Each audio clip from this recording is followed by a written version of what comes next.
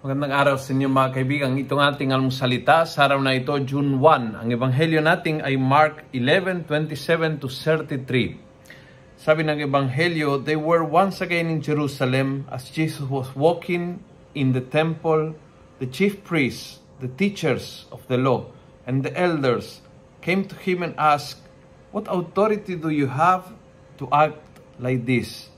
Who gave you authority to do the things that you do?" Ganda ng sagot ni Jesus. Sabi ni Jesus, I will ask you something. Pag sinagot niyo ako, sagutin ko rin kayo. And then he asked them, yung binyag ni Juan ay galing sa Diyos o sa tao lang? At sila ay nagpakita ng kanilang masamang intensyon.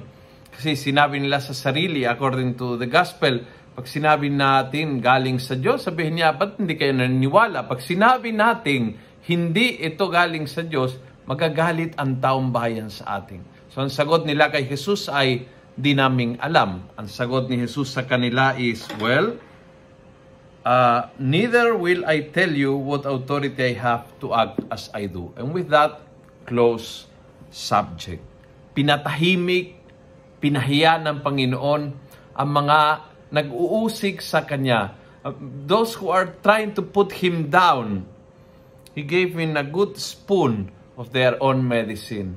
And siguro po ito ay isang inspirasyon sa atin na huwag mong payagan na i-question ka ng mga tao na may masamang intensyon. May mga tao na maku-question ang ginagawa mo because they are really looking for the will of God. May mga tao na maku-question ang iyong pananampalataya dahil may mga duda talaga sila. Gusto nila malaman. Meron silang hangad matuto, kaya nagtatanong. At may mga tao na maku-question lang para awayin, makipagdebate, para ilagay ng bitag sa iyo.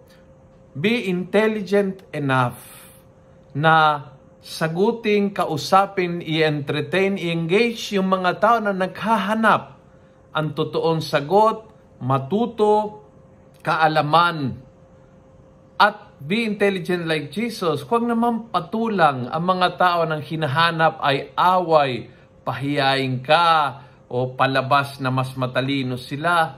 Kung ang intensyon ay masama, you just cut it right away.